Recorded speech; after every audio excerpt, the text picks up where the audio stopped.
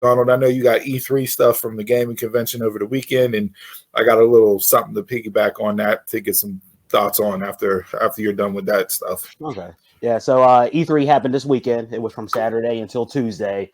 A lot of information, mainly about games and all that stuff. There was nothing like hardware wise that they were like talking about. So no reveal of the new Nintendo Switch Pro that's supposed to come out. No, Sony wasn't there, of course, so you didn't get anything PlayStation at all.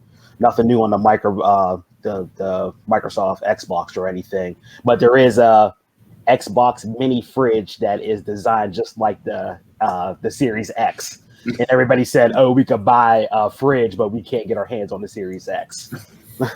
But there's a ton of games that came out. Nothing towards my liking at all. I think E3 was like a real big letdown this year because it was still virtual, but it happened. So I'm just going to run through some stuff real quick. I'm not going to go through everything because there's like way too much information. So there truly was nothing original that really came out. It was mainly all sequels or prequels of gaming franchises that I already have. Nintendo probably had the best showcase of them all with all their Mario stuff coming out, and I will run down the list of all that. I'm really not a Nintendo person anymore, so it really didn't correlate with me. The most interesting thing I found was in the Ubisoft program, which they have a new Rainbow Six game coming out called Extraction. Now, normally Rainbow Six games, you like fight amongst each other, player versus player. But in this one, you're actually teamed up with different players. So it's a 3-player co-op, and you're actually fighting a new alien race that has come invade Earth. And the thing that makes it different is you, whenever an alien kills you, you actually don't die. They just take your body, and your teammates have to find you before you could even progress in the game. So that's something completely new. Yeah. So if you can't find your partner, you can't move on at all. So you have to stay there until you find your partner. Oh wow!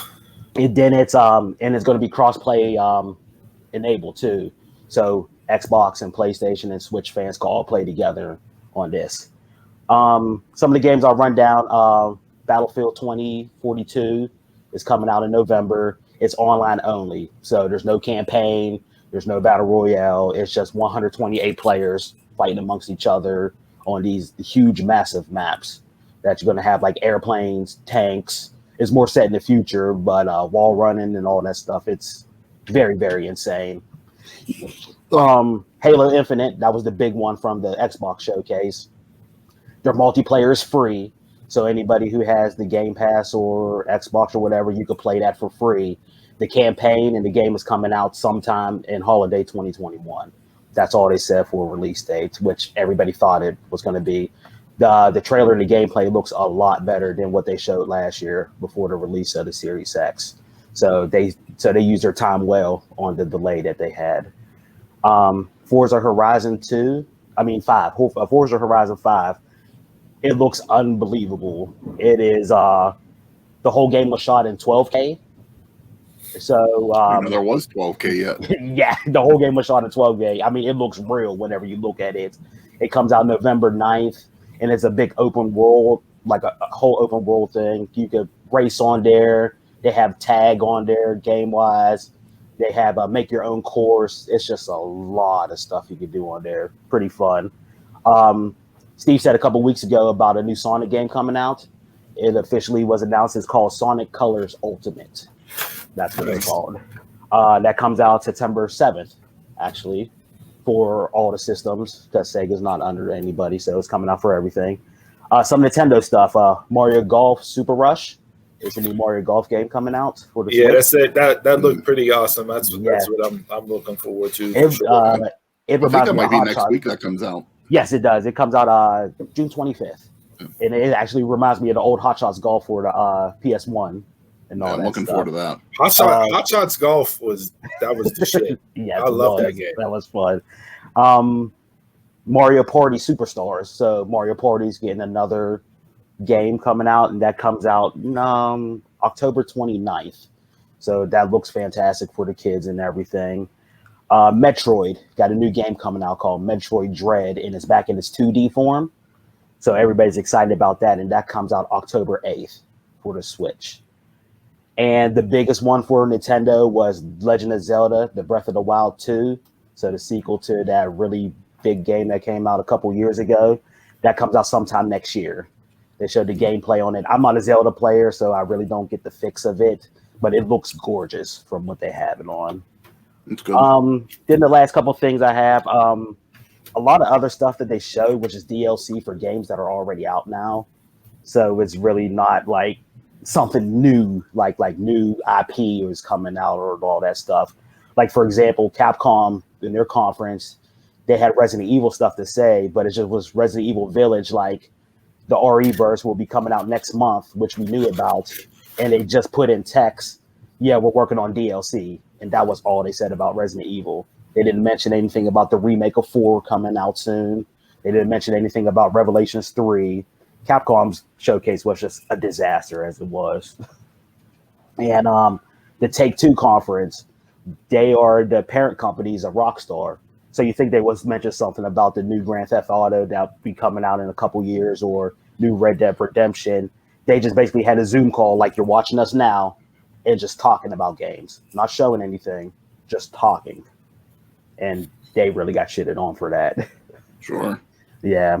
And then at the end, Square Enix, they really didn't have a good conference either, but they have all their original Final Fantasy games, 1 through 6, coming out on mobile. Coming out on phones. So they took all the source code and they transferred it to your phone. So you could play Final Fantasy on your phone, and that really didn't make gamers happy whatsoever. So in all, to me, E3 wasn't that great. I gave it a C+ overall, with Nintendo being the best showcase out of everything. Okay. And that's all I have for it. Yeah. I saw a couple things on the Nintendo one last night. I think I saw like Tony Hawk's Pro Skater 1 and 2 is going to be re-released on the Switch. Mm-hmm. I don't know if it's going to be re-released anywhere else, but I know at least for the Switch. Yeah, it already came out for the other systems. Okay. Yeah. And then I think the old cruising racing game, they're doing a new game. So that'll be cool. Oh, those were fun. Cruising USA. Yeah. Yeah. That was really fun. Yeah, but that's about all for E3. Like I said, it wasn't that like, oh, I need to watch this or anything. Like, I need this game. It was just And with Sony not being there, that takes like 1/3 of the like 1/3 of like the big 3 out of it. But they're supposed to have their own showcase coming up. I'm not sure if it's the 20th or 22nd, but it's supposed to be called the PlayStation Reveal. Yeah, so I was going to say, show all their stuff. Do you like with Sony branching off and doing their own thing and being the first ones to kind of do a big reveal setup wise, like, do you see the days of like the big E3 conference and that winding down to where everybody's just going to do their own separate reveal by themselves? Yeah, I do see it because they already started already. Once Sony broke off completely, like every month or every quarterly, like Xbox or Nintendo would do their Nintendo Direct, or Sega would do their Sega Central like things and everything. And Sony, of course, got their State of Plays. Xbox have theirs. So I think E3 in the upcoming time is going to finally dissolve. They do have another video game conference called, I think it's Summerfest or something like that, where it's mainly just the developers themselves coming and showing off their games and what they're making. So it's not the platform people, Microsoft, Sony, or Nintendo doing it. It's basically the developers. Once everybody starts coming back together and doing stuff, maybe that'll change. But yeah, it wouldn't surprise me if, much like Apple broke off of things to do their own, that they didn't start doing something like that, like Sony and Xbox. I saw an interesting article, but I was going to bring it up now, but actually I'm going to table it till next week whenever Jason's back on the show, because I want to get his opinion on it.